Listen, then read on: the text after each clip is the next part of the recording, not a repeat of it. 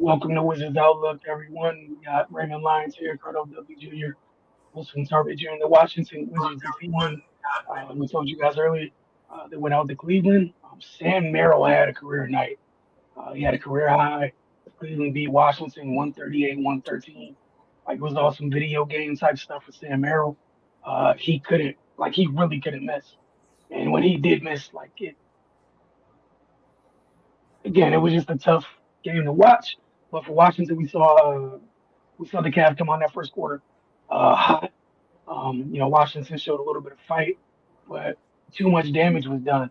Who would have thought? You heard that you go to play Cleveland and two guards combined for 60 plus points. Who had Sam Merrill as being one of the two guards? So Carter, we'll start with you, and then Ray, your thoughts on this one. Is this game essentially sends Washington into the All Star break with the loss, and Cleveland moves on to get their fifth straight win heading into the break. Um, yeah, Sam Merrill, career night.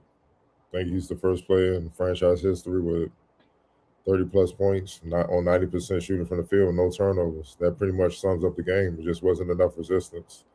I know if you, like you said, if you said a guard scores 60 points, combined to score 60 plus points, you would think it's Harden and Donovan Mitchell. But Harden really was just content with just setting the table.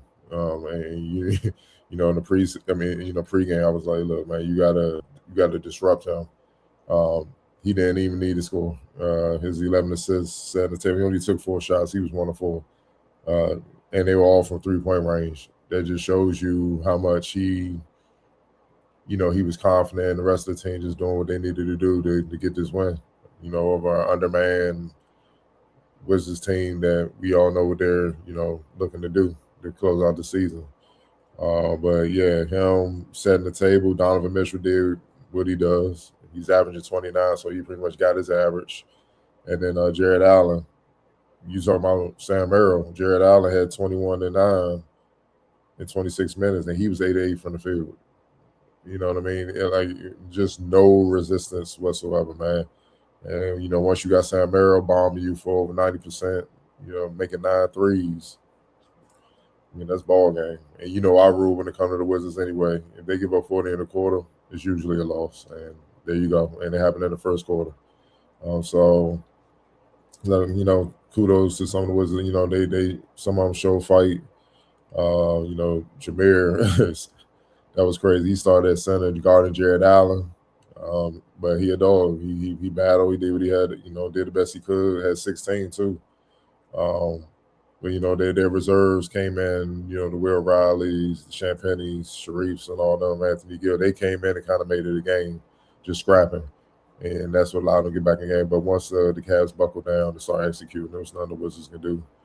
Um, just being honest, Cavs just more talented, more experienced. It's just a better team, especially with um, this current, state of the Wizards, man. With all the guys out and being undersized, so it went as one would expect it to go.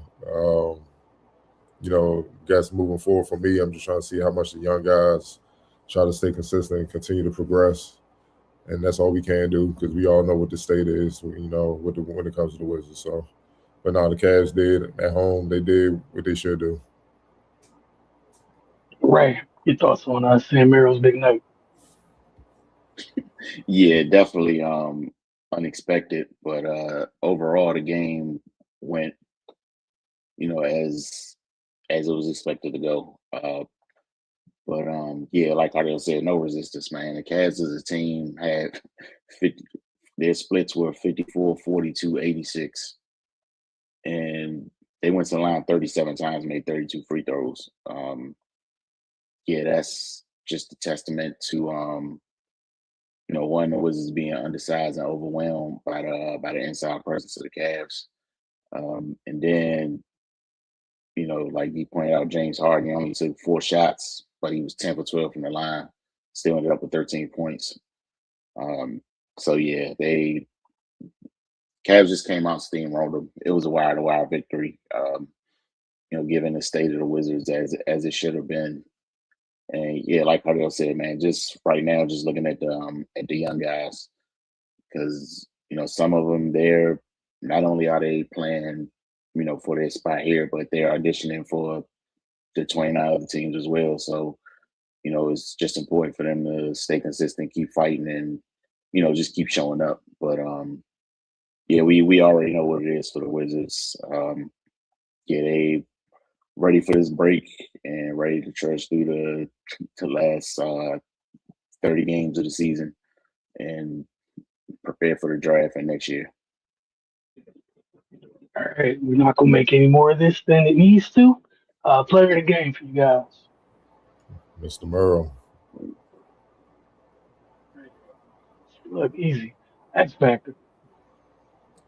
Um, I'm gonna go with James, man. I expect Jared Allen to kill 6'5" centers. I expect Donovan Mitchell to average 30. That's what he averages. James Harden just set a table and not being motivated, not motivated, not looking at like, let me just get my numbers. I'm just gonna set the table, let everybody else. He just staying, just staying within a framework of what they need to get, just handle business and get up out of here. I gotta give it to him because yeah, he did set the table. He has some 6 turnovers. He had bad stretches in that regard, but they were so fearful of what he could do offensively if he got going, man. It was just easy for him to just set the table for everybody else, and that's what happened. It ain't take much. I'm pretty sure all that 11, or majority of it, came off of Murray and Allen alone. So it wasn't hard to get. Right. Yeah, it's rare to hear James Harden name in this category, but yeah, man, he was just out there pretty much going through the motions, and he's still not getting acclimated to the team phase. So he saw when his teammates was hot and kept feeding the hot hand. Yeah, it was just that's the luxury they have with him running the team. That's Cardell, when you mentioned during pregame about the difference between him and Garland, like the fact that he can have that luxury of I'm just gonna set the table tonight, and it's more than fine. Like, look what it led to him just setting the table. It was akin to watching like a veteran quarterback just carve up a young and experienced defense on the NFL side. Just not doing too much. If I see that gap. That's gonna open up now. I think one of the passes that reminded me of was behind a back pass to the youngster cutting. It, James just looked unbothered the whole time while he was setting the table. So again, it just speaks to that. That's what he brings. That Carl's not.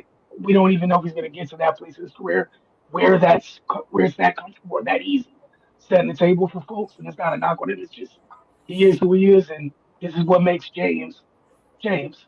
Is the luxury of going. If you need me to be assertive, I'm a really aggressive too tonight. If I need to set the table, I'm just a big point guard, making life easier for everybody. The luxury of James Harden. But like you guys said, I agree with you guys on everything.